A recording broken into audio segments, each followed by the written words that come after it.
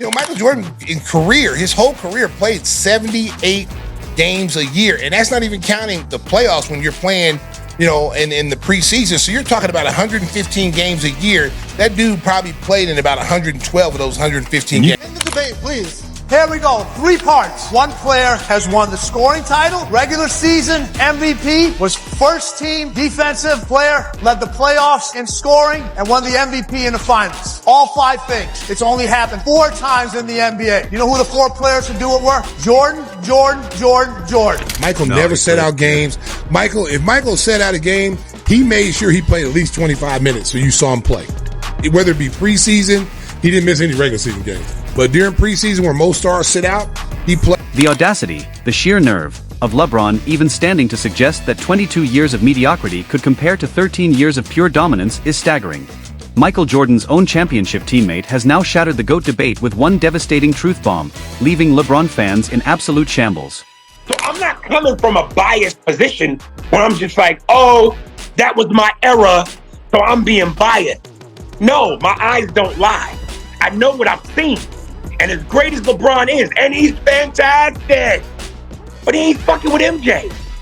Just based off the eye test and the skill level and some of the stats and the heart, nah, yo, no.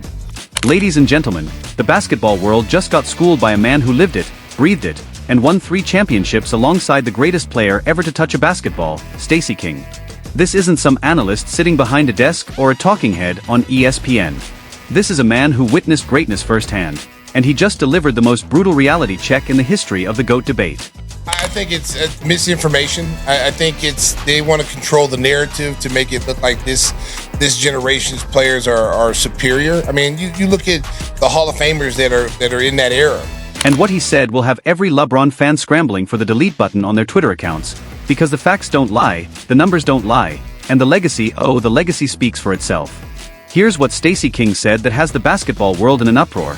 What you're doing in 20 years, MJ did in 13 years. Let that sink in, while LeBron fans continue trying to justify 2 decades of chasing ghosts. I saw MJ play from his prime to his retirement. I saw Kobe play from his prime to his retirement. I've seen LeBron from his prime to his eventual retirement. But King didn't stop there. He was only getting warmed up.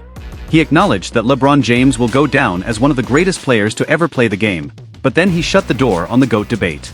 With the authority of someone who knows exactly what greatness looks like up close, King declared it was time to stop comparing. How this young generation is so dismissive of this stat when they go, well, LeBron James has been to the finals this many, and he won this many times, but he's been this many times. And then came the knockout punch.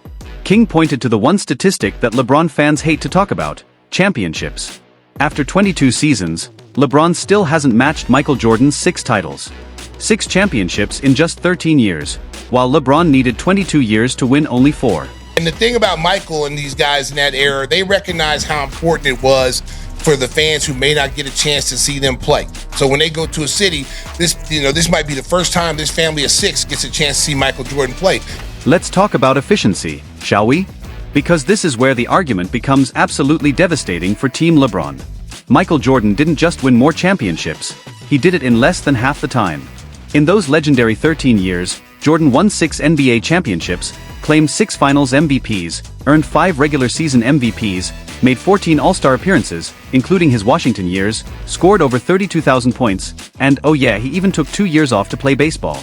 Jordan or LeBron, who's the GOAT? I low-key think Mike's so competitive, bro. Mike could come out of retirement right now to play Bron and do it. Do you know what Michael Jordan had to deal with, bro? He can go over his finals opponents. You tell me who lost. The Heat played a Thunder team with Kevin Durant, Russell Westbrook, and James Harden in the finals. I like how you say who was going to guard Mike on that Thunder team? James Harden.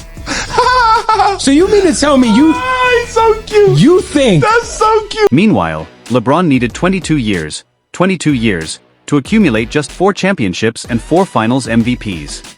The math isn't matting, LeBron fans. Your king needed double the career length to achieve only 2/3 of what Jordan accomplished. But LeBron's longevity? They cry. He's played longer. They whimper. And you know what? They're right, he has played longer. Congratulations on participating more. But here's the brutal truth that Stacey King is trying to hammer home. Longevity without dominance is just being average for longer. Jordan could have played until he was 45, chasing every record in the book, but he didn't need to. He proved everything that mattered in just 13 years.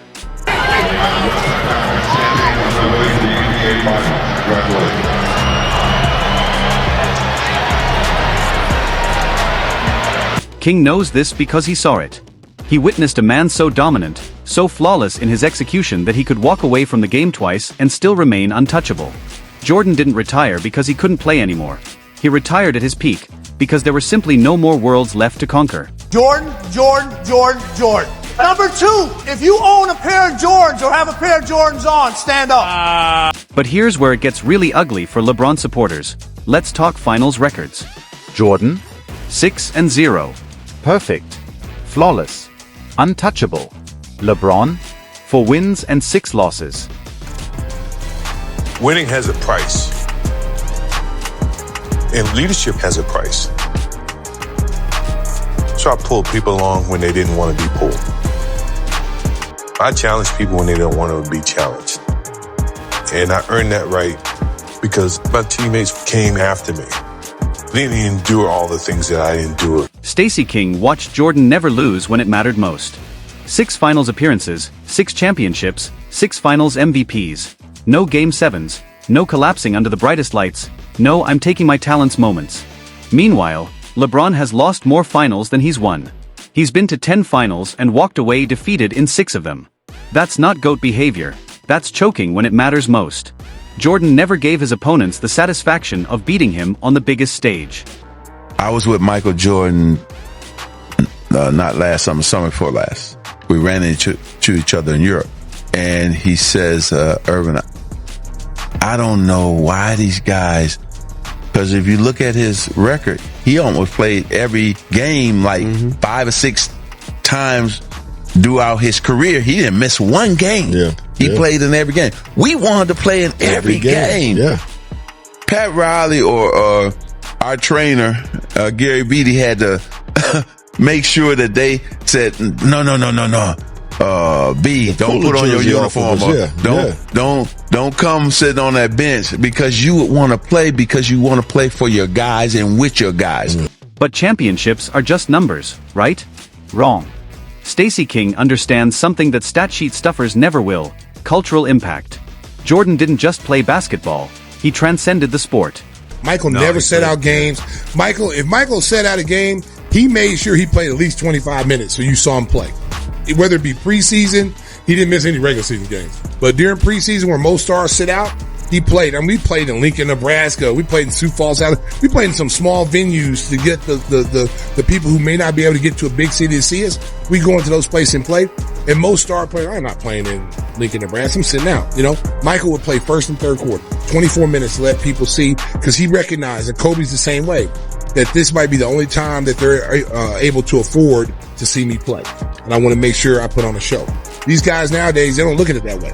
The fans pay these anomalous, these crazy salaries. The fans, you owe the fans everything you got.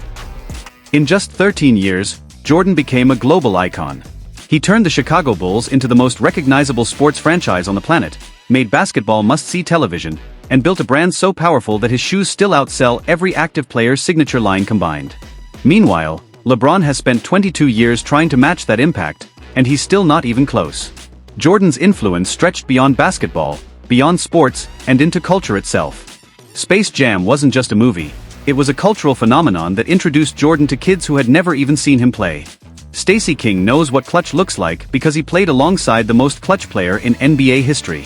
When the game was on the line, when everything truly mattered, when champions were separated from pretenders, there was Jordan, and then there was everyone else. The shot over Craig Ello, the flu game, the shrug against Portland, the final shot against Utah, each moment cemented his legacy as untouchable. I was a big Michael Jordan fan. I had a poster of Michael Jordan on my wall. So when I would go to the game, I would actually rub the poster. And I'd go out and score 30, 40. And so I always attributed touching MJ's poster brought me luck. So then I get drafted by the Bulls. So my first game, I felt like I didn't need the poster anymore. Favorite part about playing with Mike? knowing that every time you walk into an arena, it's gonna be packed. You know what I'm saying? And there ain't no better. Y'all know. That's dope. Y'all know. And knowing that it was like with being with the Beatles or somebody, man. That every place you go, we would drop MJ off. Meanwhile, LeBron, well, let's just say Dallas 2011 exists, doesn't it? When the pressure was at its highest and the expectations were at their greatest, LeBron folded like a lawn chair. Stacey King never saw Jordan do that. Not once. I had a question about the Bosch spacing, but because you just said that, was that the low point for you in your career? Oh, for sure. 2011. The lowest. Yeah, the lowest. Yeah, the lowest. People hate comparisons, and especially over different eras. But from where you were standing and playing, was Michael the best or the greatest ever? For sure. I mean, you look at the MVPs that he was able to achieve, but I think it was all brought from us being successful as a team. Someone's going to bring those accolades home, but yeah, he was the greatest player, definitely in basketball.